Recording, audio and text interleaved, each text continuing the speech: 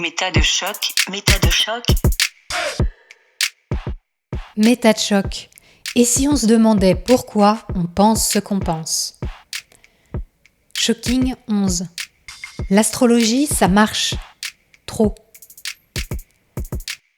Nous voilà de retour avec Serge Brett-Morel, ancien astrologue devenu sceptique, spécialiste de la critique de l'astrologie. Aujourd'hui, il aborde son parcours personnel et tenez-vous bien, c'est la pratique sauvage de la métacognition qui l'a fait devenir un fervent croyant et défenseur de l'astrologie. Si vous n'avez pas encore écouté le chapitre 1, je vous encourage à le faire dès maintenant. Il vous apprendra sans doute que vous ne savez finalement pas grand-chose de ce qu'est l'astrologie. Pour les autres, c'est le moment d'entrer dans les méandres de l'esprit curieux et foisonnant de mon invité. Chapitre 2. De l'initiation à l'engagement total.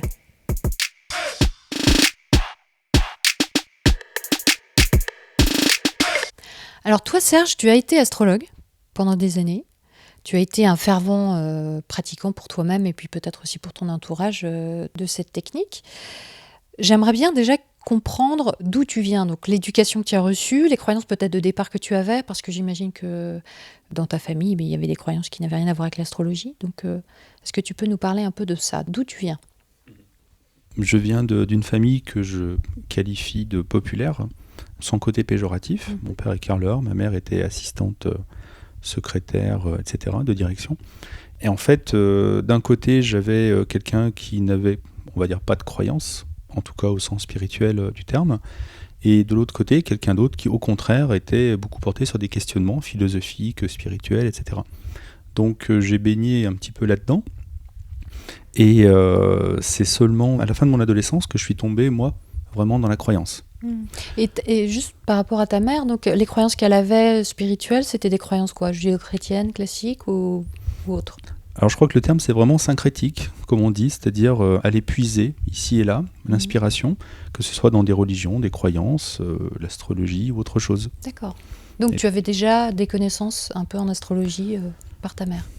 Très sincèrement, je me pose souvent la question, je ne pense pas que j'en avais vraiment. Par contre, qu'on aille consulter ou qu'on monte c'était là, avec le Minitel, je me rappelle, on pouvait s'imprimer déjà des choses, des textes, des thèmes astro, des choses comme ça. Donc j'avais un petit peu j'ose pas dire de connaissances, mais j'étais un petit peu familier, on va dire. D'accord. Voilà. Et moi, parallèlement à ça, je tombe dans l'astronomie, donc pas du tout l'astrologie. Et donc je dois avoir une dizaine d'années, je crois. Et en fait, c'est ma mère qui m'inscrit à une colonie de vacances qui s'appelle Astro-Vélo. C'est-à-dire qu'on pédale la journée et le soir, on sort les télescopes. Et donc, il semble que je devais m'intéresser un peu à ça à cet âge-là. Donc, elle m'inscrit à ça. Et en fait, je crois le premier soir, l'animateur s'appelait Nathanaël, ça m'a marqué. Et donc, il lève le télescope au ciel, il pointe Saturne. Et donc, ce point brillant là-haut dans le ciel, mais un point parmi d'autres, quoi. Et on fait tous la queue pour voir Saturne. Et quand je mets l'œil à l'oculaire et que je vois, alors quand je dis je vois Saturne, c'est pas les images qu'on a aujourd'hui, c'est ce qu'on voit dans un télescope amateur, c'est-à-dire un disque blanc entouré d'un anneau blanc. Il n'y a rien d'autre. Mais quand je vois ça, je comprends que c'est un objet qui est très très loin. Et tu sais, on peut quasiment le toucher avec l'oculaire. Et donc c'est très très concret, contrairement au point qu'on voit là-haut et qui ressemble à tous les autres. Et là, il se passe quelque chose, et, entre guillemets, une illumination, quoi. C'est-à-dire, dans ma tête, je me dis, mais voilà, qu'est-ce qu'il y a dans le ciel, derrière, au-delà, qu'on ne voit pas. Le cosmos est infini. Exactement, ça part comme ça. Et après, je vais passer mes années collège et lycée à plonger dans tout ce que je peux lire en astronomie, les revues, les livres, etc. D'accord. Et pour donner une idée, tellement j'étais un petit peu marteau, en terminale, j'ai eu une période où, pendant les récrés, je fonçais au CDI pour lire un dictionnaire d'astrophysique. D'accord. Donc j'avais commencé à la première page et je faisais toutes les définitions. D'accord. À tel point j'étais fou là-dedans. C'était une démarche, pas forcément scientifique, on va pas dire ça, mais en tout cas de vraie connaissance du ciel. Ah oui, moi je pense que je croyais pas spécialement à l'astrologie avant la fin de mon adolescence. Où là, il va y avoir des événements qui font que j'y crois.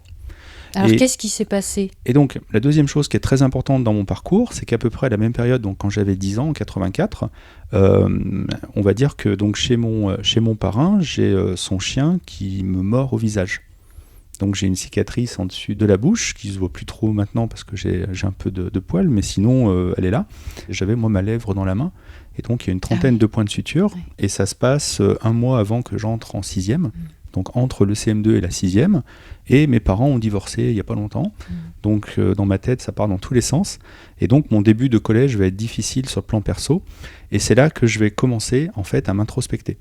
Parce que là, les gens se moquent de toi, t'ostracisent, ou c'est le sentiment que tu as ? Heureusement, j'ai pas de souvenir de moquerie. Par contre, je suis marqué par le fait que, au moins dans les premiers moments de la 6e, comme je ne connais personne dans l'établissement, donc on fait connaissance. Et ce qui m'a marqué, c'est qu'avant qu'on me dise bonjour, d'abord on fait une grimace, et puis on me montre ça, on me dit « Ah, mais qu'est-ce que t'as là ?» Après on me dit bonjour. Oui. Donc j'ai associé ça à mon image à ce moment-là.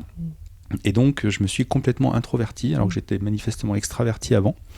Et en fait, en quelques mois, et puis après quelques années, ça va m'obliger à prendre de la distance, du recul, à perdre ma confiance en moi, des choses comme ça, et à commencer à me poser des questions, et à me rendre compte que les autres ne se posent pas les mêmes questions que moi.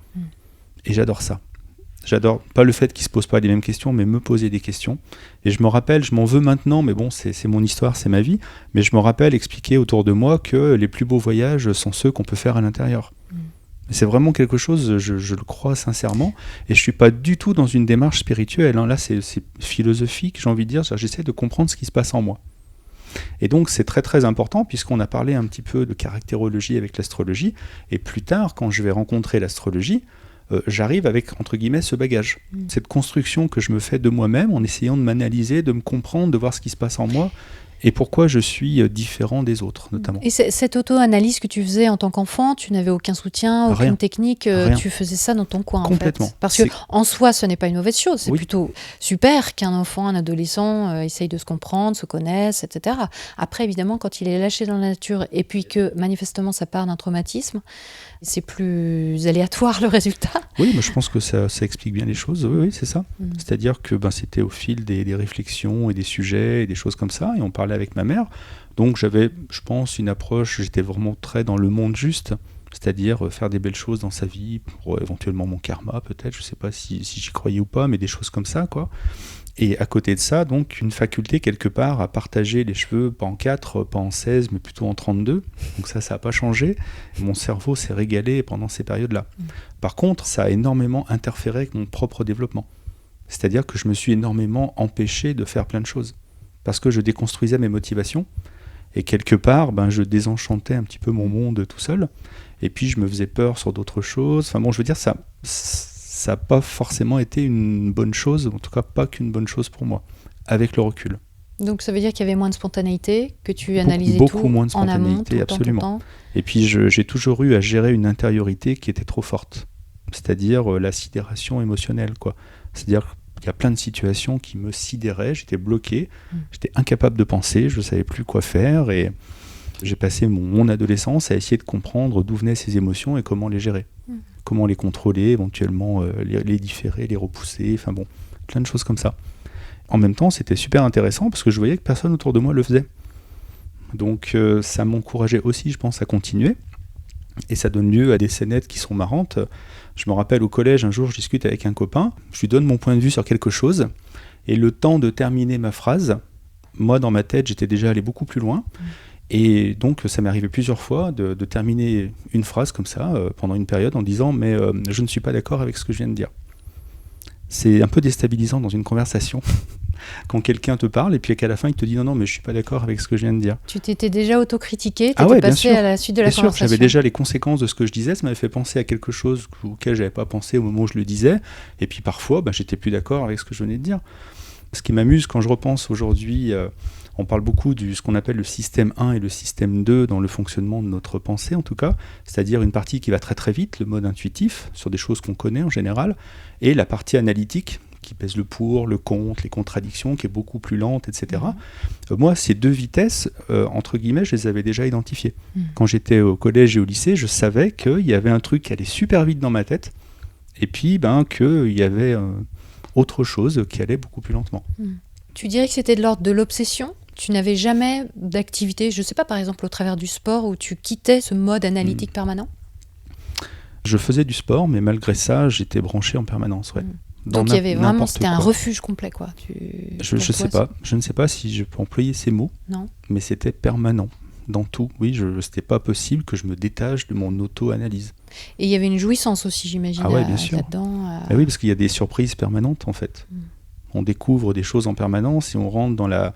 Je pense que ça apporte une certaine finesse et d'esprit et de gestion de soi et de son corps. C'est-à-dire qu'on rentre vraiment dans les détails. Et je pense aussi qu'il y a une histoire entre guillemets, de puissance cognitive, c'est-à-dire qu'avec l'âge, le cerveau va moins vite, quoi, tout simplement.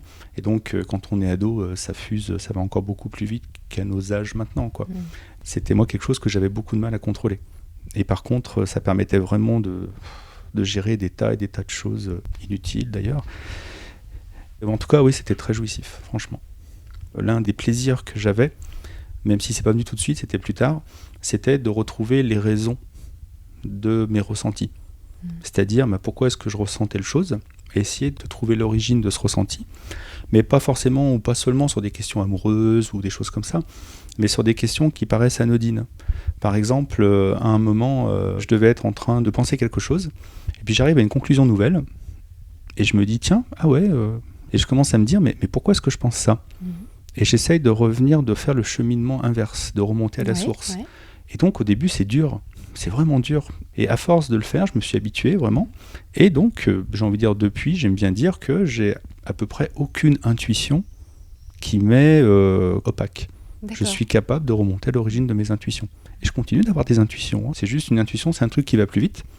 Et quand tu as l'habitude, tu peux remonter en fait. Alors, les associations d'idées qui t'ont amené de fil en aiguille. Complètement. Et quand tu es là-dedans, c'est intéressant parce que quand tu remontes, il y a un moment, tu te rends compte qu'en allant vite, tu es passé de telle idée à telle autre, et tu peux te dire à ce moment-là, ah mais là, j'aurais pu aussi partir dans une autre direction. Et si tu n'as pas fait le retour en arrière, tu as l'impression que le chemin était unique, d'où une idée de révélation, de choses comme ça. Et quand tu remontes, tu dis, ah bah non, il y a eu un moment, un choix dont j'ai pas eu conscience que ça allait trop vite, et en revenant en arrière, tiens, je pourrais essayer autre chose. Alors ça, c'est comme ça aussi que j'ai démonté l'astrologie en revenant sur mes évidences, en fait, tout simplement. Oui. Ce qui est intéressant dans ce que tu décris là, c'est qu'il y a à la fois tous les ingrédients qui expliqueraient ton intérêt pour l'astrologie, c'est-à-dire cet univers extrêmement large, extrêmement foisonnant, qui peut permettre justement tout un tas d'interprétations, d'introspection, etc. Et puis à la fois ce côté critique où tu essayes d'analyser, de revenir à la source et de comprendre pourquoi tu as pensé telle chose. Donc c'est les deux ingrédients. Et donc ce deuxième ingrédient t'a fait sortir de l'astrologie. Oui, mais bien plus tard, quoi. Beaucoup plus tard. Mais effectivement, ce qui est frappant, c'est que quand on est dans la métacognition, dans la réflexion sur sa propre pensée, ce qui t'a animé très jeune, et qu'on n'a pas de méthode, on peut tout à fait se perdre et tomber dans tout un tas de choses qui sont totalement irrationnelles et qui peuvent même nous faire du mal. Parce que l'irrationnel, il est partout et c'est notre quotidien, c'est pas forcément un problème. Oui. Mais quand ça devient obsessionnel ou vraiment très très très présent, et qu'on fonde sa vie dessus, mais qu'on part sur des bases qui ne sont pas fiable, alors on court à quelques problèmes. Bien sûr. Moi, je le dis avec d'autres mots, mais ça revient à ça. Je pense que j'étais quelqu'un de très, très formel. C'est-à-dire limité finalement au domaine des idées et de la logique. Et j'avais beaucoup de mal, comme on dit, à me confronter au réel. Parce que dans les situations réelles, c'est beaucoup moins simple. Et donc, comment on gère ça ? Et là, je me retrouvais face à ma sidération émotionnelle et compagnie, quoi. Donc, d'un côté, il y avait beaucoup de choses qui se passaient, et donc j'étais très content, c'était jouissif, etc. Mais avec le recul, je peux pas dire que j'avais vraiment compris les ressorts d'une vie sociale, quoi. Tout simplement, la relation entre les êtres humains et la complexité des choses à ce niveau-là. C'est pour ça que j'en garde un souvenir ému, mais pas forcément positif, ou pas seulement positif en tout cas. Mais par contre, c'est réellement ce qui va me permettre, entre guillemets, de tomber dans l'astrologie vers 19 ans, je crois. Au lycée, tu parles du spectre des émotions ? Ouais, c'est un exemple que j'aime bien donner parce que ça décrit bien ce qui se passait dans ma tête. À la fin du XVIIe siècle, l'astronome Newton, en fait, décompose la lumière en la faisant passer à travers un prisme. Alors, c'est pas le premier à le faire, mais c'est le premier à poser de nouvelles hypothèses. Et en fait, quand on fait passer la lumière à travers un prisme, la lumière qu'on appelle blanche, c'est-à-dire qu'on ne voit pas, entre guillemets, celle qui est de partout, mais on ne peut pas la matérialiser. Et quand elle passe à travers un prisme à double face, en fait, on voit que les couleurs se séparent. Alors rien qu'en disant les couleurs se séparent, ça présuppose qu'elles étaient déjà dedans avant et qu'elles n'étaient pas séparées.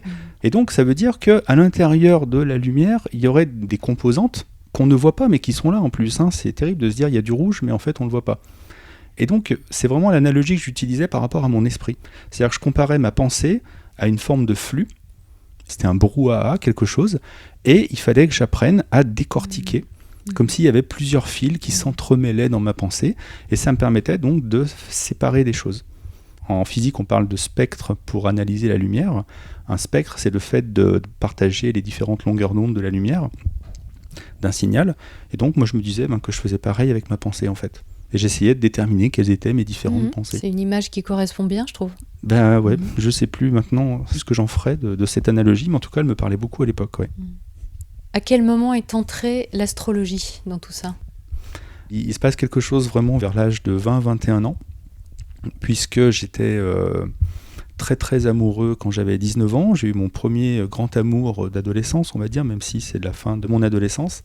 Et bon, ça se termine mal. On s'arrête brutalement. Et je m'effondre. Je m'effondre parce que psychologiquement, j'avais énormément investi cette relation, qui était en plus une relation idéalisée, puisque la personne habitait à Paris, donc on se voyait une fois de temps en temps.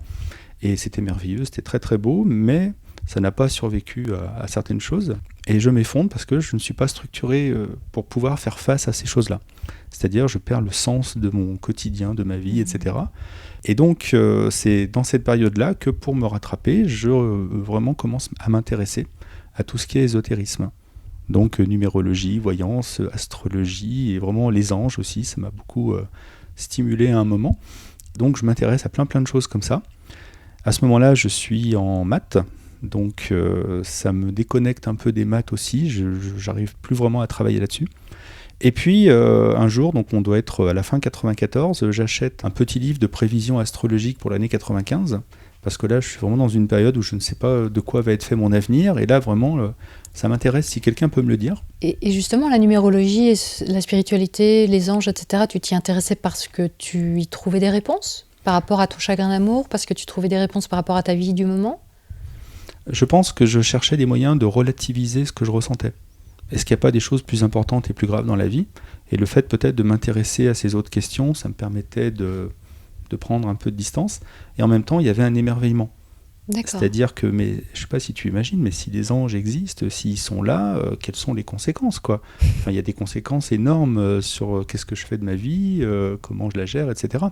Et donc c'était très très stimulant. C'était une sorte de diversion ? Là je le présente comme ça, je ne sais pas si c'était une diversion, si c'était pour remplacer une douleur par un émerveillement, je pense qu'en tout cas ça a joué, mais il y avait aussi le plaisir de connaître, de m'étonner, toujours de provoquer de nouveaux questionnements, de nouvelles idées, etc. D'accord. Donc je pense que c'est vraiment un ensemble de choses comme ça. Et puis le fait de savoir ce qui allait m'arriver quand même, parce que je ne savais pas du tout où j'allais, et que je vivais vraiment au présent. C'est-à-dire j'étais en maths, je faisais des maths, d'abord parce que j'aimais ça, mais en même temps, c'était plus intéressant quand je m'y intéressais de loin finalement que quand vraiment je rentrais dedans. Donc ou alors les maths c'était bien, mais il y avait d'autres matières à côté qui l'étaient moins, enfin bon, des problèmes d'étudiants on va dire. Donc j'achète ce petit bouquin. C'est un astrologue qui s'appelle Didier Derlich. Et donc je m'achète les prévisions du Verseau, puisque je suis du signe du Verseau. Le Verseau, c'est un signe visionnaire. Quand j'étais chez les astrologues, j'étais un visionnaire. D'accord. Et maintenant que je suis passé chez les sceptiques, non, le Verseau, c'est pas forcément visionnaire, attention. Donc comme quoi, ça dépend un petit peu voilà, ce qu'on peut y trouver. Et donc, c'est précédé par un portrait du signe astrologique du Verseau. Ça fait quelques pages, et là, je me prends claque sur claque. C'est-à-dire que ce portrait est en train de parler de moi. Alors, je sais très bien qu'il y a une personne sur 12 qui est du signe du Verseau dans le monde. Donc, en théorie, il parle de 1/12 de la population mondiale. Mais non, quoi. Là, il y a des choses où c'est vraiment moi, quoi. Et quand je dis c'est vraiment moi, je me réfère à tout ce dont on vient de parler. Et oui. C'est-à-dire cette introspection qui a fait de moi, en tout cas, c'est l'image que j'ai à l'époque, de quelqu'un d'extrêmement rationnel, d'extrêmement carré, trop, je le sais, mais bon, qui a du mal avec ses émotions, qui adore les questionnements, qui adore être surpris, qui est donc un peu visionnaire dans le sens où il s'intéresse à l'avenir et il a tendance à voir les choses à l'avance par rapport aux autres, et puis des tas de descriptions comme ça, et vraiment que moi je ne rencontrais pas, en tout cas à mon échelle, autour de moi. Alors je connaissais déjà mal, je pense, les gens et l'être humain, mais en tout cas, en parlant autour de moi, j'étais vraiment le seul, en tout cas, à me percevoir comme ça. Et donc ce portrait vraiment me bouleverse, parce que là je me dis c'est pas possible, ça peut pas être le hasard que ça corresponde autant. Il y a quelque chose. Oui. Surtout que moi, je ne reconnais personne d'autre là-dedans. Est-ce Alors que tu que- peux nous lire un passage de ce... Et donc, oui, je peux vous lire qu'on ait une petite idée de la Bien sûr, source de cette du illumination. contenu. Alors, donc le portrait du Verseau, ce ne sont donc que des extraits, on est d'accord, hein, je ne veux pas tout lire. D'accord, oui. Vous aimez garder pour vous vos aspirations profondes ainsi qu'une grande marge d'indépendance au risque de passer pour un égoïste. Il n'en est rien. Bien au contraire, votre intérêt pour votre prochain vous rend adaptable, dévoué, sensible et n'exclut pas qu'à un moment de votre vie, vous vous consacriez à une grande cause. Alors oui, moi les grandes causes, j'ai toujours aimé ça. Vous n'êtes pas facile à cerner, vous êtes bien souvent paradoxal. Ah, c'est sûr que quand je parlais avec les gens, personne n'arrivait à me comprendre. J'étais tellement dans la finesse, la nuance, les machins, que finalement, c'est difficile de se faire une idée comme ça. Les épreuves, en revanche, ne vous font pas peur. Vous les affrontez avec naturel. Vous avez conscience de votre originalité. Tu vois, ça, c'est vraiment c'était dans le mille. ce dont je parlais. Vous en tirez même beaucoup d'orgueil. Et vous acceptez parfaitement la vie marginale vers laquelle elle vous fait pencher. Vous évoluez dans un univers qui vous est propre, toujours soucieux de satisfaire votre curiosité, sans cesser d'être animé d'un idéal humain très élevé. Les principes et le conformisme sont contre votre nature, vous leur préférez votre indépendance. Rien ne vous semble plus inutile qu'une discussion stérile. Il n'est pas facile d'accéder à votre monde, mais lorsque l'on y parvient, vous vous sentez flatté, compris, et votre sens de l'amitié très marqué peut alors se déployer. Vous avez de fortes chances de réussir de brillantes études, bien que l'enseignement traditionnel ne vous convienne pas vraiment. Voilà, j'étais en plein dedans. Vous savez vous servir de vos connaissances pour transformer la société dans laquelle vous évoluez. En outre, compte tenu de votre paresse, vous cherchez toujours à simplifier l'utilisation des objets. Il n'en faut pas plus pour faire un inventeur. Disposant de grandes capacités, vous avez devant vous un large éventail de possibilités de carrière. En toute logique, les métiers scientifiques, et plus particulièrement la recherche, vous conviennent. Vous êtes également habile et ingénieux, etc. Et à l'époque, donc, tu faisais des études de maths, de physique. Voilà. Tu étais là-dedans aussi. Donc en 94, ouais, j'étais en 2e année de maths, en doc de mathématiques. Et donc, je rêvais encore d'être astrophysicien. Et alors ça, cette lecture, ça t'a vraiment bouleversé. Tu t'es dit, il y a un truc dans l'astrologie et c'est à partir de là vraiment que tu Ouais. t'es plongé dedans. Je rajoute par rapport à mon intériorité, bien que vous soyez sentimental, il est rare que vous vous laissiez dévorer par les feux de la passion, d'autant plus que vous risqueriez alors d'y enchaîner votre liberté. Vous préférez alors réfréner vos sentiments, vos pulsions et même favoriser votre vie amicale au détriment de votre vie amoureuse. Chez vous, la raison et l'analyse l'emportent sur l'émotion. Paradoxalement, vous rêvez d'un amour idéal et d'une union parfaite. Du reste, vous êtes sincère et fidèle. Voilà. Quand je lis ça, oui, j'ai l'impression que ça parle de moi et que ça parle très peu des autres personnes. Alors que maintenant, j'ai envie de dire 25 ans après, je me rends compte à quel point ça correspond à énormément de gens. Oui. Il se passe vraiment quelque chose à ce moment-là et je me dis donc, là, il faut que j'aille approfondir la question parce que c'est pas possible. Et en fait, je vais assez rapidement me faire monter mon thème. J'ai mon meilleur ami de l'époque qui, lui, s'intéresse un petit peu à l'astrologie et qui me dit, tiens, je vais te monter ton thème.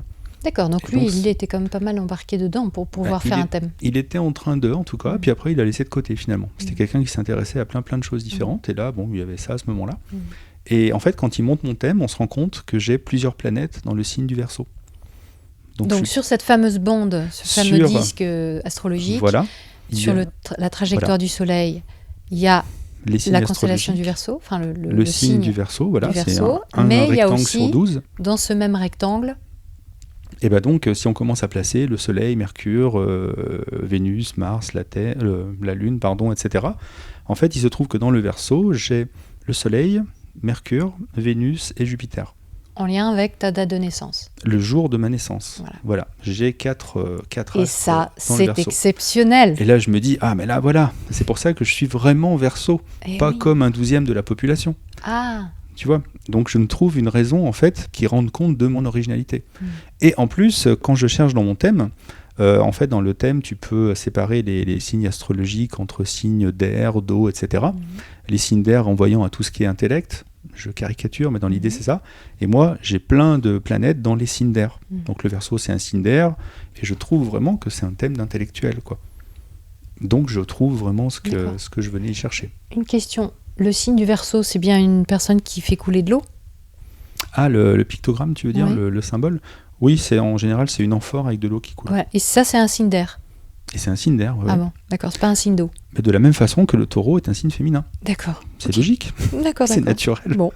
Ça fait partie des joies de l'analyse de l'astrologie en général. Ouais. Et ça a été plutôt bien accueilli par ta mère, par exemple, cette croyance? Alors, ma mère, oui, on avait vraiment des choses à partager de ce point de vue-là, et de mes questionnements en général sur la vie, etc. Du côté de mon père, ça lui passait au-dessus de la tête, quoi. Oui. Carrément. Et donc, toi, tu racontes dans tes différents témoignages que tu as commencé à pratiquer assez rapidement en tant qu'amateur auprès de tes camarades d'université, en fait.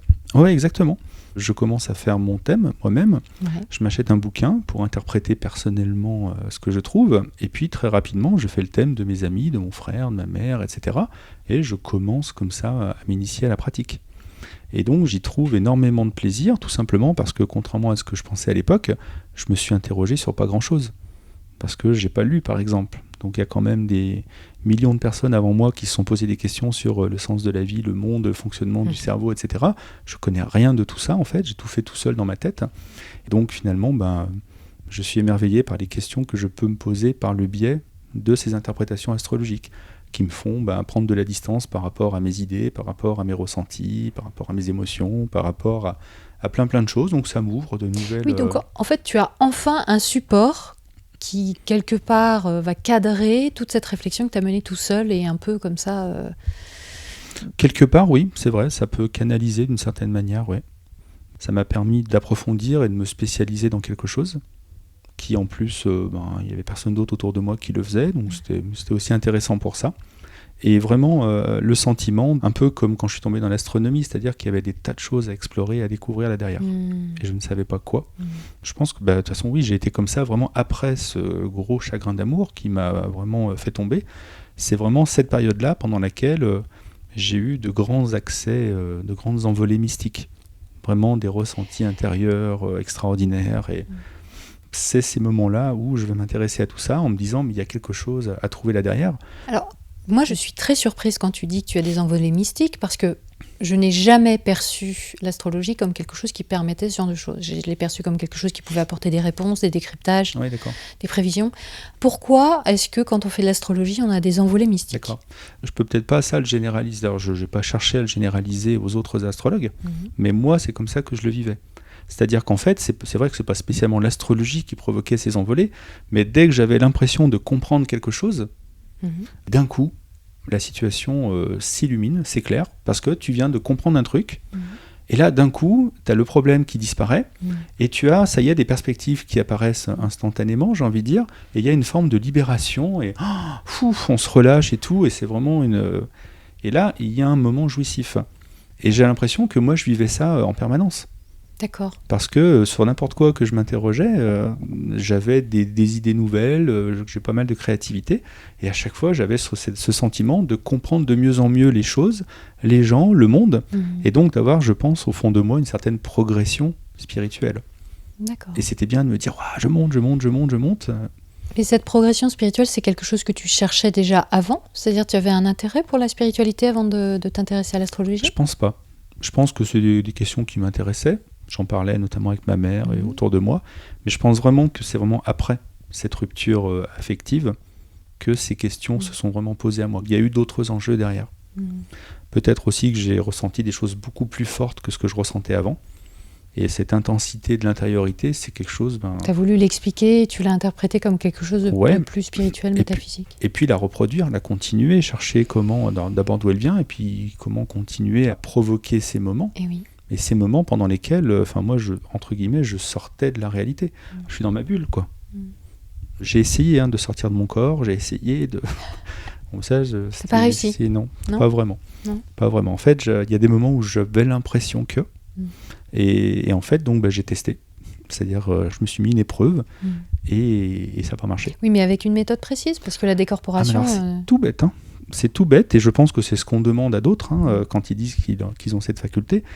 Est-ce que je suis capable, en fait, de sortir de mon corps, et puis, est-ce que c'est je sais pas, mon esprit, mon âme qui voit ça, ou vraiment mon cerveau qui produit ? Et un jour, je me suis dit, c'est simple, j'ai qu'à tester. Et donc, dans la chambre d'à côté, la chambre de mon frère, il avait un bureau sur lequel il y avait ce qu'on trouve sur un bureau en général, Mais moi, je ne savais pas ce qu'il y avait sur ce bureau parce qu'il y a longtemps que j'y étais pas allé. Et je me dis, tiens, qu'est-ce qu'il y a sur ce bureau ? Et donc, hop, je me concentre, je vais dans sa chambre et je me mets en dessus du bureau. J'ai l'impression de voir certaines choses. Et puis, évidemment, tout de suite, je me lève, je cours, puis je vais vérifier. Et rien. Alors vraiment complètement à côté, rien du tout de ce que j'avais imaginé et que je voyais au final assez bien finalement. Et là, je me dis, voilà, je suis capable de visualiser des tas de choses, mais il n'y a pas besoin qu'elles soient vraies. Donc voilà, c'est comme ça que j'ai mis de côté la sortie du corps. Il y a quand même un petit sens critique dans tout ça finalement. Voilà, après, tu essayais quand même de savoir ce qui était valable ou pas. Qu'est-ce qu'on appelle la critique, le sens critique, etc. En tout cas, j'aimais bien mettre à l'épreuve, bien sûr. Donc tu t'es engagé de manière quand même très passionnée puisque assez rapidement tu as commencé à écrire aussi. Et puis surtout tu as changé de cursus, tu es passé en philo. Alors c'est pas si rapide en fait, parce que ce dont je t'ai parlé, l'illumination entre guillemets, c'est en 94-95. Déjà je rentre en philo en 98 parce que je peux plus traîner en sciences comme je l'ai fait. C'est-à-dire je suis resté 7 ans à végéter dans les 2-3 premières années de la fac, donc j'ai vraiment perdu du temps. Je faisais d'autres choses à côté en fait. Mais bon, quand j'y repense, je m'en veux. Donc c'était l'astrologie qui te prenait autant ? Est-ce que c'était l'astrologie ? Un petit peu quand même, mais non, c'était des questionnements sur tout et n'importe quoi. Mais pas mal de choses du côté du paranormal et de la spiritualité quand même, Et donc, je n'arrivais pas à bosser mes cours, en gros. C'est-à-dire, quand on était en amphi, les cours théoriques, j'adorais ça. J'avais toujours 1 million de questions à poser que personne d'autre posait. Mais quand il fallait bosser les exercices dans les TD et tout ça, j'arrivais pas à me motiver pour ça. Donc, je m'en veux énormément maintenant, mais en tout cas, voilà. Et donc en 98, je rentre en philo parce que je suis tombé sur un livre qui s'appelle Le Monde de Sophie, qui a été au programme de terminale en philo quelques années plus tard. C'est un petit peu une histoire de la philosophie pour les adolescents. Et en fait, je me rends compte que je fais de la philo sans le savoir depuis mon adolescence. Sauf que je ne suis pas allé aussi loin que les philosophes, évidemment. Mais finalement, c'est ça ma démarche, c'est une démarche philosophique que j'ai. Et c'est là que je me dis, et si je bifurquais en cursus de philosophie ? Et c'est comme ça que je vais demander à passer en philo, et je rentre en 2e année de philo. D'accord. Je vais passer 4 ans en philo, en DUG, licence et maîtrise. Et là, c'est un peu le bonheur. C'est-à-dire que vraiment, je me régale dans mes cours. Et en fait, je me rends compte que y a des gens qui se sont posés les mêmes questions que moi bien avant moi. Oui, et qui bravo. Voilà, c'est pas trop tôt quand même, parce que ça fait un petit moment que je travaille tout seul dans mon coin, et voilà. Et puis qui sont allés beaucoup plus loin que moi, évidemment, avec des méthodes que moi je n'ai pas, etc., etc. Et donc je découvre à quel point les philosophes ont critiqué les croyances, et avec des arguments quand même qui sont très pertinents. Et là, je commence à prendre un petit peu de recul par rapport à certaines de mes croyances, en tout cas. En philo, il y a quelque chose que je ne pouvais pas acquérir en sciences. C'est pour ça que être scientifique, c'est bien, c'est carré, etc., mais la philo, c'est autre chose. Mais c'est ça qui est étonnant, c'est que souvent, dans le monde sceptique, on met en avant la méthode scientifique, justement la rigueur du raisonnement, de l'expérimentation, des conclusions, et on ne met pas spécialement en avant la philo.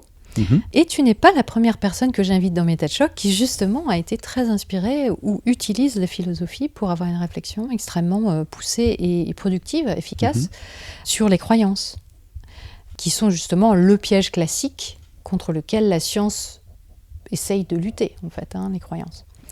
Alors, comment ça se fait ? Comment tu expliques que les maths et la physique t'ont pas permis d'acquérir une méthode à utiliser pour toi-même ?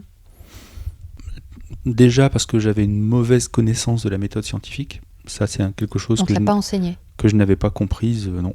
À l'université, quand j'ai fait des maths et de la physique, non. Moi, j'ai appris des théories, j'ai appris à résoudre des équations, j'ai appris à résoudre des problèmes. Mais la méthode scientifique, qu'est-ce qu'une expérimentation ? Qu'est-ce que le hasard, par exemple ? C'est des questions, moi, auxquelles je n'avais pas de réponse. C'est bien après que j'ai compris que je n'avais pas compris du tout la notion de hasard, par exemple. Que j'ai comprise bien après. Et en fait, quelque part, je pense que j'avais une approche un petit peu, j'aurais presque envie de dire, animiste du monde. J'accordais pas des pensées aux objets, mais dans l'idée, c'était un petit peu ça, quoi. Je savais pas trop ce qu'il y avait autour de moi, et comme si tout événement devait avoir une raison. Comme s'il fallait quelque chose à l'origine. C'est un petit peu ce qu'on peut appeler du positivisme. Et donc vouloir vraiment tout expliquer et de façon linéaire, etc. Alors qu'en fait non, il y a des événements qui peuvent se produire sans raison. Simplement quand ils sont à l'intersection de 2 chaînes de causalité indépendantes. Je traverse la rue et à ce moment-là, il y a un chat qui me tombe dessus. Il n'y a pas besoin qu'il y ait une raison à ça. Il suffit qu'il y ait beaucoup de monde qui passe dans la rue et que le chat tombe à un moment, il va tomber sur quelqu'un. Alors pourquoi sur une personne plutôt qu'une autre ? Là, c'est des questions, on est dans les probas et on sait que ce sont des questions qui n'ont pas besoin de faire sens. Et moi, j'étais prisonnier encore de ces questions-là. Et en philo, tu as eu un éclairage complètement différent. Alors, j'ai pas compris la méthode scientifique en philo, mais en fait, la philo m'a permis de me poser des questions en dehors de la science. C'est-à-dire, quand tu te poses des questions métaphysiques, la science ne te permet pas de trancher sur des questions... je sais pas, je vais prendre le libre arbitre, par exemple. Brutalement, comme ça, la science, qu'est-ce que tu veux qu'elle dise sur le libre arbitre ? Alors après, quand tu rentres dans les connaissances en neurosciences, etc., mais qui sont... On a des indices. Voilà, on peut commencer à poser des questions différemment, en tout cas. Mais je dirais, à mon humble niveau auquel j'étais, la physique, les maths, ça ne m'apportait rien à ce niveau-là. Et puis surtout, la méthode expérimentale, le fait de monter un protocole, de prévoir comment on peut réussir par hasard, ça, c'est des choses que je ne comprenais pas. En gros, c'est tu testes, ça marche, c'est bon, ça marche pas, c'est pas bon, quoi. Je pense que j'allais pas beaucoup plus loin à ce niveau-là, il n'y avait pas besoin de plus, notamment pour résoudre ces équations. Alors que quand j'arrive en philo, déjà je me rappelle, pour l'anecdote, mon premier cours de philo, ça a été un cours de métaphysique. Et je suis tombé sur l'explication de texte du Timée de Platon. Et donc, un truc, on est dans un autre monde, c'est il y a 2500 ans, et quand tu vois Platon qui parle de la réalité, il faut décoder, parce qu'on n'a pas du tout les mêmes mécanismes de pensée, les mêmes catégories. Mais pareil, c'était pas accessible à la science. On est dans de la philo. Est-ce que Dieu existe ? Est-ce que l'un existe selon Plotin, par exemple ? Les maths et la physique ne m'aidaient pas à répondre à cette question, par exemple. Et puis après, tu as des cours sur l'histoire de la philosophie, sur la philosophie politique aussi. On avait de la logique pure, heureusement. On avait de l'histoire des sciences, heureusement aussi. Enfin, pour moi, je veux dire, des matières complètement différentes. Donc, elles m'ont cultivé vraiment différemment. Elles m'ont permis de poser des questions très, très différentes. Et dans ce cursus de philo, en maîtrise, on a un mémoire de recherche. C'est là que j'en profite pour faire un retour un petit peu à mes origines, et je propose aux profs en histoire des sciences de travailler sur l'astronome Kepler. Kepler était astronome et astrologue. Donc je pense que ça m'intéressait de voir vraiment un peu ce qu'il avait fait. À un moment historique justement où les deux pouvaient se confondre. Ouais. Et là, en fait, j'ai commencé à me confronter vraiment à ce qu'on appelle un travail de recherche. Et c'est là que je me suis rendu compte à quel point ce que je faisais avant, ça n'en était pas. Il y avait de l'inspiration, il y avait beaucoup de choses, mais c'était pas carré. Et en fait, ça m'a permis de connaître le travail de Kepler, qui avait pensé à plein de choses auxquelles je n'avais pas pensé non plus, qui m'a donné encore plein d'idées. Et vraiment, au fur et à mesure, là on est au début des années 2000, je continue d'assister aux débats entre sceptiques et astrologues à la télé, puisque à ce moment-là, il y en a. Et donc, moi, ça me nourrit. Et je me dis, mais il faut vraiment que j'apporte quelque chose à ça, parce qu'il y a trop de réponses qui ne sont pas apportées. Et les astrologues n'ont pas toujours raison. Il y a des fois, ils disent des conneries aussi. Et puis ces horoscopes, ça m'énervait déjà à l'époque. À l'époque, tu étais vraiment fervent croyant toujours dans l'astrologie, qu'on resitue la chose, malgré ces questions, malgré ces nouvelles connaissances. Tout à fait. Et donc, avant mon master, qui sera en 2005, qui sera en histoire et philosophie des sciences à Paris, mon approche de l'histoire des sciences, et notamment de l'astronomie et de l'astrologie, c'est assez naïf. C'est-à-dire que je me dis, il faut essayer de prouver l'astrologie, et donc je vais commencer à m'intéresser au débat. Et donc je commence à lister tous les arguments contre l'astrologie, et j'essaye d'y répondre.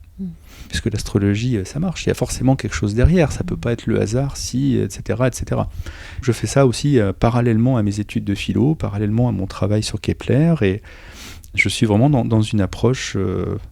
à la fois philosophique, dans le sens où j'attaque vraiment les arguments de l'adversaire, je ne me contente pas de défendre l'astrologie, et en même temps, naïvement, j'essaye de trouver des relations entre les angles, à l'échelle du système solaire, qu'est-ce qui peut se reproduire, je pars un peu dans tous les sens, et puis c'est là que je commence à me rendre compte que quand on prend les fondements techniques de l'astrologie, c'est vraiment difficile de les justifier, et notamment ces histoires d'angles. Qu'est-ce que c'est un angle ? Je veux dire, on dit, un angle de 60 degrés, on appelle ça un sextile en astrologie, ça permet des interprétations positives selon les astres qui sont concernés. Mais physiquement, qu'est-ce que c'est un angle ? Dans le ciel, tu veux dire ? En général, et dans le ciel en particulier. Qu'il y ait un angle entre les planètes et la Terre, pourquoi pas ? Mais c'est un angle de quoi, entre guillemets ? Est-ce qu'il y a une force derrière qui agit? Et donc, est-ce qu'il y a des résonances harmoniques, des choses comme ça? Un angle, pourquoi 60? Pourquoi 30, 60, 90? En plus, ça a l'air trop facile parce que 360, tu le divises en 12, puis après, tu additionnes 30 par 30 et tu retrouves les angles comme ça. Tu vois, je te dis, un angle de 60 degrés, c'est positif. Alors déjà, les astrologues ne savent pas le justifier. Quand les historiens vont voir d'où ça sort, quand tu vois les Grecs qui se posent des questions, c'est des questions, pour eux, ils imaginent des planètes qui se regardent dans le cosmos.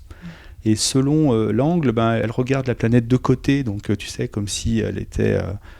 Défiante, voilà. Et puis alors, 60 degrés, c'est un peu plus en face, donc c'est un peu plus amical. Tu vois, c'est ce genre d'argument, hein, ça va pas plus loin, en fait, quand tu cherches vraiment les fondements. Et moi, évidemment, ça me suffit pas. Et en fait, je me rends compte que, par exemple, les 60 degrés, tu peux les justifier par le fait que si tu prends tous les signes astrologiques, tu en as un masculin, un féminin, un masculin, un féminin, un masculin, un féminin. Donc l'une des justifications, c'est de dire, bah oui, 60 degrés, en fait, si tu es à un endroit dans un signe masculin, si tu avances de 60 degrés, tu es encore dans un signe masculin. Donc c'est normal que les planètes soient en affinité. Voilà, parce que c'est bien connu que les hommes s'entendent bien entre eux et les femmes s'entendent bien. Tout à fait, absolument. Pour cette raison-là, c'est exactement ça.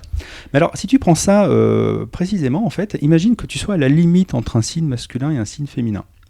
Tu avances de 60 degrés, tu es encore à la limite de la chaîne suivante. Mais en fait, un angle, c'est jamais précis. Il n'y a pas besoin que ça fasse 60 degrés. Ça peut aller de 56 à 64 degrés. D'accord. Il y a ce qu'on appelle des orbes, ce sont des incertitudes, on peut quand même appliquer les angles.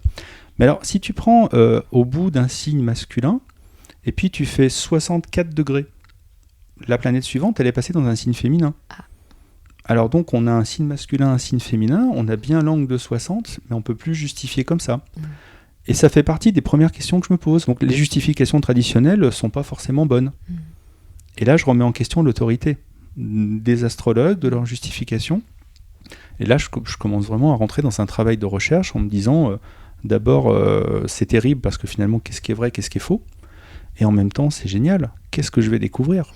Parce qu'il y a quelque chose derrière. Je le sais. Oui, parce que toi, tu as une curiosité vis-à-vis de la technique, mais elle est motivée au départ par une pratique qui prouve que oui, ça marche. C'est ça, en fait. Tu pars d'une expérience personnelle où tu as des expériences, justement, mystiques, tu as aussi des résultats, des conclusions qui te permettent de mieux te connaître ou de comprendre ton environnement. Donc, quelque part, tu questionnes, certes, la technique, mais plutôt pour essayer de mieux comprendre pourquoi, dans ta vie, tout ça a un vrai sens. Alors, je pense qu'il y a une autre dimension, parce que ça, c'est un moteur, on est d'accord. Et puis réellement, si la transcendance que je ressens à l'époque existe, c'est bien normal qu'on se batte pour la faire reconnaître et puis essayer de comprendre qu'est-ce qu'on peut apprendre sur ce qui est caché, qu'on ne voit pas avec nos yeux, etc., etc. Et je pense que petit à petit, au fur et à mesure de mon cursus, j'ai vraiment le sentiment qu'intellectuellement, je peux apporter des choses, que je peux découvrir des choses. Et réellement, je tombe dans le piège que plein d'autres astrologues n'évitent pas. C'est-à-dire que je me dis, mais je vais prouver l'astrologie et je vais faire partie de la liste des gars, tu sais, les Kepler, Copernic, Newton, Einstein, Brett Morel. Ah bon, c'est vrai ? Ah ouais, carrément, ouais. Ah oui. Carrément, j'hésite pas à le dire dans mes confs parce que je me moque de moi en disant j'étais le nouvel Einstein, j'étais le nouveau Newton. Et réellement, je côtoie Kepler et je suis avec lui et je me dis mais je vais prendre la suite quoi. Puis moi aussi, je vais apporter. Et en fait, j'idéalise complètement ma vie, le monde, ce que c'est qu'être un intellectuel, ce que c'est qu'être un chercheur. J'ai pas du tout la discipline, j'ai pas du tout le sérieux qui pourrait me permettre d'atteindre mes objectifs, quoi. Et alors, dans ton engagement, tu vas aussi adhérer à la FDAF, donc la Fédération des astrologues francophones. C'est ça. Et tu vas même t'engager dans le bureau quasiment instantanément. Ce sont de petits hasards qui ont de grandes conséquences. À un moment, je me dis quand même, fort de ma maîtrise en philo, dont je suis quand même assez fier, à l'époque, je me dis, il faut que j'essaye de produire quelque chose vraiment. Parce que j'ai déjà pris des centaines de pages de notes, ça part dans tous les sens. Mais j'ai rien de carré, posé, que je puisse présenter quelque part. Et je me dis, tiens, je vais écrire un texte sur les horoscopes, parce que ça m'énerve tellement. Et je commence à partir là-dessus, puis je produis une vingtaine de pages sur le sujet, avec des arguments d'ailleurs qui sont sympas encore quand j'y repense. Et je me dis, à qui je peux envoyer ça? Parce que j'aimerais savoir aussi ce que je vaux. Parce que je suis content de ce que je fais, mais ça serait bien que je me heurte vraiment à des professionnels, quoi, pour voir. Et donc j'envoie à 3 destinataires différents, qui sont donc la Fédération des astrologues francophones. L'un de ses membres d'honneur, qui s'appelle Suzel Fusobrecht, qui est la seule scientifique, je pense, on va dire, ces 50 dernières années, qui a osé essayer de défendre l'astrologie. Ah oui. C'est une dame qui était biologiste, qui a été directeur de recherche au CNRS pendant 40 ans, et qui est tombée plus ou moins dans l'astrologie vers la fin de sa carrière, et en tout cas qui l'a rencontrée, et qui, une fois à la retraite, n'était plus engagée par rapport à ses collègues. D'accord. Et là, c'est vraiment mise dedans. Elle a produit des choses qui sont intéressantes, on va dire. Intéressantes dans le sens où tu sens l'universitaire qui essaye d'amener énormément d'informations, de synthétiser et tout ça, mais qui vont rester comme un travail parmi d'autres, en fait. Il n'y a rien de particulier vraiment à en conserver. Mais je te coupe juste. Oui. Moi, ça m'a aussi intriguée parce que tu disais dans ton livre, je crois, dont je donne bien sûr la référence sur le site de MetaChoc pour ceux que ça intéresse et également les chroniques que tu fais à la radio. Mais ce qui m'a intéressé, c'est que tu dis il y a énormément de gens qui sont arrivés dans l'astrologie pour la critiquer, pour montrer qu'elle était fausse et qui ont été complètement séduits et qui sont devenus des astrophiles, en fait. Et avec cet exemple de cette scientifique, on comprend l'attrait que peut représenter l'astrologie. Dès lors qu'on met un peu un pied dedans et qu'on essaye de comprendre, c'est tout un univers qui est très attirant, voire enchanteur, quoi. Oui. Après, des sceptiques qui tombent dedans, j'aime bien dire, tout dépend de ce qu'on appelle un sceptique. C'est-à-dire qu'il y a le sceptique d'intention, j'ai envie de dire, c'est peut-être ce que Samuel Busseret appelle le sceptique intuitif. Donc Mr Sam, le youtubeur. Voilà, vous en avez parlé un petit peu dans l'épisode interview. 1 de Voilà. MetaChoc. Et donc ça, si tu veux, c'est être sceptique au sens, on va dire, un adjectif, un qualificatif, si tu veux, c'est-à-dire avoir une attitude un peu critique, comme ça je l'ai toujours eu personnellement. Mais aujourd'hui, maintenant que je me suis un petit peu professionnalisé, entre guillemets, dans le scepticisme, être un sceptique, ça voudrait dire avoir une méthodologie, avoir une connaissance des outils sceptiques. Autrement dit, si tu es sceptique sans connaître les outils sceptiques, tu n'es pas sceptique de la même façon, c'est pas la même qualité, entre guillemets, de scepticisme. En tout cas, ce qui est frappant, c'est de voir qu'une personne qui a une démarche scientifique, qui a été directrice de labo au CNRS, peut, à un moment donné, se dévouer beaucoup à la cause de l'astrologie. Il y a 2 choses qui sont intéressantes par rapport à ça. La première, c'est que c'est une biologiste à la base. C'est pas du tout une astronome. Donc elle n'a pas la perception de l'astronomie que moi j'avais, par exemple, à cette époque-là. Où vraiment j'étais dedans depuis un petit moment. Oui, donc c'est 2 disciplines tellement... C'est très très différent. Et ça, moi, si tu veux, moi je vois qu'il y a certains de ces argumentaires où elle commet certaines erreurs qui sont un peu de base, et notamment la question du zodiaque où j'avais des désaccords avec elle. Et il se trouve que je l'ai particulièrement bien connue, puisque mon master en histoire et philo des sciences, je l'ai fait à Paris, et donc j'ai logé chez elle pendant 1 an. Donc c'est une personne que j'ai connue réellement. Et donc j'ai beaucoup parlé avec elle. Elle appréciait beaucoup mon profil qui était différent de ce qu'on rencontrait habituellement. Le parcours mathématiques, philo, astronomie, enfin voilà. Et donc moi, en parlant avec elle, c'est pour ça que je te dis ça, j'ai vu qu'elle ne comprenait pas ce qu'était le hasard.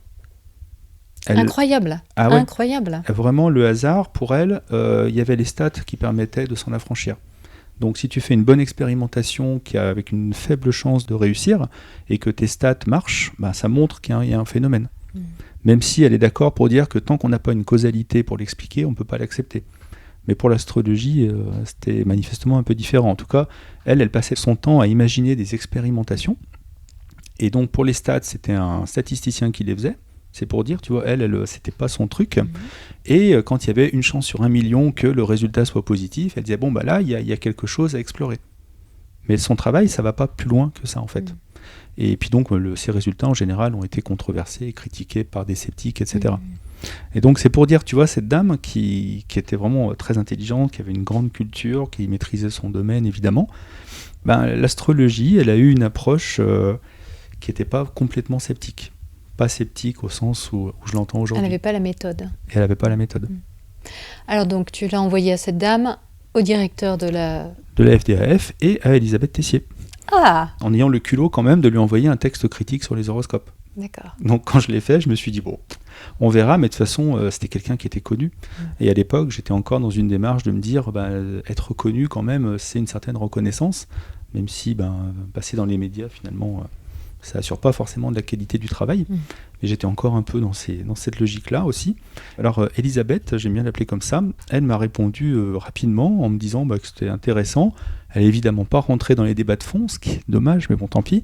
Et elle m'a dit, vous devriez aller du côté de la FDAF. Donc ça tombait bien, puisque j'avais écrit aussi.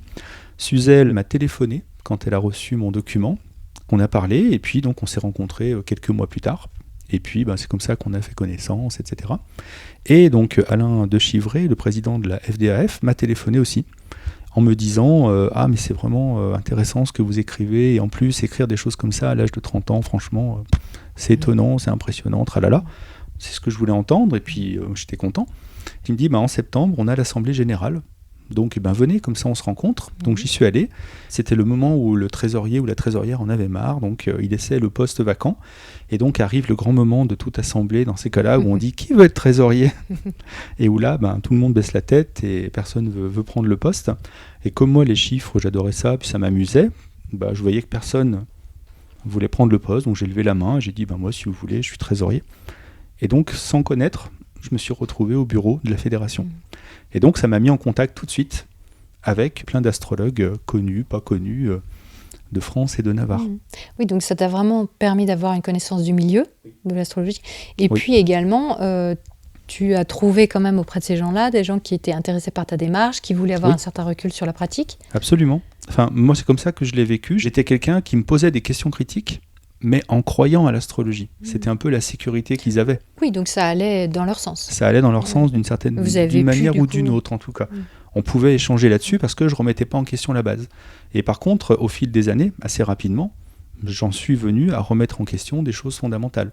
Donc là, j'avais un petit peu moins de succès. Sur le coup, en tout cas, j'ai pu avoir quand même des échanges et quelque part, ça renouvelait un peu la critique de l'astrologie. En tout cas, dans le milieu astrologique. Et toi, au niveau personnel, du coup, à cette époque-là, l'astrologie, ça t'apporte quoi ? Je pense qu'à cette époque-là, déjà, je trouve un soutien humain dans cette communauté, au moins pendant un temps. Donc c'est agréable aussi, et donc ça m'enthousiasme encore plus. Ça me pousse à continuer mon travail de recherche en me donnant de nouvelles raisons de m'y consacrer. Donc réellement, pour moi, l'astrologie, c'est un truc que je vais prouver à terme. Et donc, il suffit juste que je lise beaucoup et que je fasse le tri parmi les arguments, parmi les fondements recevables ou pas, que je critique d'autres choses. Et petit à petit, je commence à avoir des idées nouvelles. C'est-à-dire des choses que les autres n'ont pas dites. Et donc, je commence à monter mon propre modèle, entre guillemets. Par rapport à tout ce qu'on a dit avant, c'est comme d'habitude, c'est-à-dire que... Oui, j'allais dire, on retrouve le même schéma. Voilà, il y a des centaines d'entrées différentes, donc c'est impossible de synthétiser. Et je commence à écrire. J'écris un manuscrit qui ne sera pas publié, parce que le style, je pense, est trop mauvais aussi. Je l'ai repris en écrivant l'introduction de mon livre, qui est paru en 2016. Donc j'en parle un peu dans l'intro. Et en fait, je me rends compte que dans le sommaire de ce manuscrit, il y a les idées principales qui sont les miennes aujourd'hui. Donc de critique. C'est-à-dire, j'ai déjà remis en question des choses fondamentales. Je ne sais pas du tout où ça va me mener encore à ce moment-là, mais c'est dans la tête d'un astrologue que les principales idées sont nées.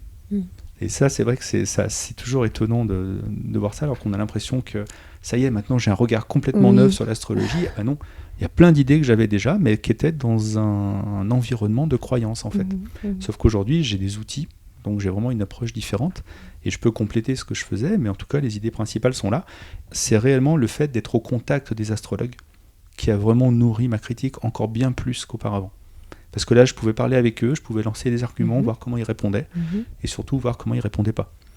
Et donc, j'ai vu qu'il y avait des questions tabous, que le système, il était tel qu'il était, et puis tant pis si on savait pas pourquoi il était comme ça. D'accord. Mais il fallait faire avec. Plus, il a quand même traversé les siècles et les millénaires, donc c'est pas pour rien. Donc les arguments d'autorité, etc. Et c'est vrai que sur le coup, je savais pas trop quoi répondre. Mais en tout cas, je voyais que les astrologues ne fondaient pas leur système, n'avaient pas une approche scientifique, évidemment, et n'avaient même pas une approche rationnelle. Donc vraiment, il y avait tout à reprendre, quoi. D'accord. Et dans ce contexte-là, tu continues donc à beaucoup pratiquer l'astrologie pour toi-même. Qu'est-ce que ça t'apporte ? Dans ce contexte-là, je me suis rendu compte, après coup, que j'ai pratiqué de moins en moins. Et j'ai arrêté de pratiquer assez rapidement, en fait, pour me consacrer intégralement à la théorie. D'accord. Parce que j'avais déjà suffisamment de choses qui me montraient que je pouvais être certain de rien, Et j'étais très embêté quand je me retrouvais face à une personne. D'accord. Je ne pouvais plus lui dire, même comme je le faisais au début, d'après l'astrologie, parce que là, je savais que moi, j'avais des critiques à faire sur ce que j'allais dire, en fait. Oui, donc tu avais quand même des critiques suffisamment profondes, importantes, pour carrément arrêter la pratique. Oui, à ce moment-là, ouais. Franchement, la pratique, Mais tu restais croyant. c'est devenu un détail. Bah oui, c'est juste qu'il fallait refonder l'ensemble, quoi. C'est tout. Avec le gros problème de que dit la tradition. Est-ce qu'on peut s'appuyer dessus ou est-ce qu'il faut la rejeter ? Mais si on a une tradition qu'on doit rejeter, qu'est-ce qui reste ? Il reste peut-être plus rien. C'est vrai qu'avant, quand je pratiquais, l'intérêt, c'était pour moi donc de partager des choses avec les gens. Et c'est vrai aussi de mettre des mots sur ce qu'on ressent, de pourquoi on pense ce qu'on pense. Même si aujourd'hui, je ne mets pas du tout les mêmes références à cette question.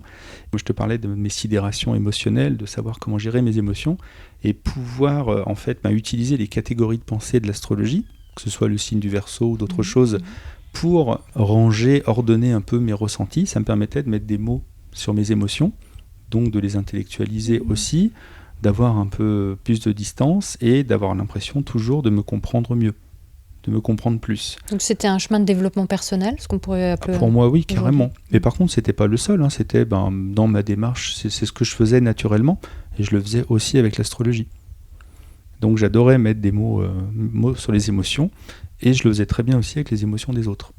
Ce qui pose d'autres problèmes, ça, mais bon. Oui. Voilà, donc dans une démarche bienveillante, c'est intéressant. Dans une dispute, c'est plus violent, mais bon. Tu avais l'impression d'avoir retrouvé, par rapport à ce moment de déception amoureuse, là, tu étais arrivé à un stade où tu avais surmonté tout ça, où tu avais l'impression de mieux contrôler ta vie. Tu te sentais plus sûr de toi ? Alors, pas du tout, avec le recul. Zut. Ça me fait vraiment penser à ce que tu as dit en parlant de Jessica Schab, la personne avec qui tu travailles, à produire un documentaire. Sur son histoire de guide spirituel. Voilà, et d'ex-gourou. C'est-à-dire qu'elle vivait dans un monde merveilleux où tout était parfait et où elle expliquait aux gens comment être heureux, etc. Jusqu'à se rendre compte qu'elle-même, finalement, n'était pas heureuse. Et que finalement, tous les conseils, les préceptes qu'elle donnait aux autres, ils ne marchaient pas si bien que ça dans sa vie à elle. Et ça, moi, j'étais confronté à ça en permanence. Et donc, j'étais dans un déni un petit peu constant. C'est-à-dire que je donnais des cours de maths, des cours particuliers comme activité alimentaire. Et donc, ça me permettait de me consacrer à mon travail de recherche à côté. Donc, ça faisait en gros un mi-temps. Je savais bien au fond de moi que je n'avais pas d'avenir là-dedans. Et que professionnellement, mon travail sur l'astrologie, il n'y avait pas de raison que j'en tire quelque chose, quoi, à moins que je fasse la découverte qui allait changer ma vie. Je pense qu'au fond de moi, j'étais dans ce qu'on pourrait appeler un déni à ce niveau-là, et que je me disais toujours, mais l'année prochaine, ça y est, quoi, j'aurais trouvé. Ou l'année d'après, quoi. Enfin, mais assez vite quand même. Hein. Je différais en permanence les choses. C'est-à-dire, on verra l'été prochain, on verra l'hiver prochain, on verra l'été prochain. Allez encore 3 mois, allez encore 6 mois. Et en fait, je repoussais. Et vraiment avec l'impression que j'allais trouver quelque chose qui me permettrait de... Mais est-ce que c'était aussi une fuite de la réalité, de ton quotidien ? Ou est-ce que c'est que vraiment tu avais une sorte de projet professionnel finalement dans lequel tu croyais ? Projet professionnel, c'est pas le terme, parce que pour moi, c'était un engagement pour, je sais pas quel terme employer, mais pour la vie, quoi. Enfin, pour la réalité, pour les choses qui nous dépassent, et ça me dépassait moi-même. Donc je me donnais à ce projet. C'était un véritable engagement. C'était une forme de mission, bien sûr. Et donc, bien sûr que j'allais pas avoir des sous tout de suite qui allaient tomber, mais j'allais avoir d'autres choses. Et puis, je pense qu'au fond de moi, je travaillais toujours un petit peu pour mon karma, on va dire. Même si, je veux dire, j'employais pas le mot comme ça, mais à la fin de ma vie, quand même, je serais drôlement fier de ce que j'avais fait. Le karma, ça fait partie des croyances astrologiques ? Il y en a. D'accord. Il y a des astrologues, oui, il y a une astrologie karmique qui existe, qui est bien pratique, parce qu'on te parle de ce que tu as vécu dans ton passé, dans tes vies antérieures. Mais comme on ne peut pas vérifier, de toute façon, je m'intéresse à ce qui se passe dans le monde, mais je suis un peu déconnecté dans le sens où mon travail de recherche me prend tout, quoi, quasiment. Parce que c'est ma vie, c'est vraiment ça. Moi, à ce moment-là, je me dis, mais on est où dans l'histoire de l'astrologie là-dedans ? Qu'est-ce qui reste à découvrir ? Et finalement, peut-être que l'astrologie, dans 50 ans, n'aura mais rien à voir avec ce qu'on fait aujourd'hui. C'est pour ça qu'à ce niveau-là, je ne sais pas du tout ce qu'on peut apporter à l'humanité. Tu croyais à une révolution ? Ah oui, carrément, oui. Oui, bien sûr. J'étais convaincu que ça allait révolutionner la science.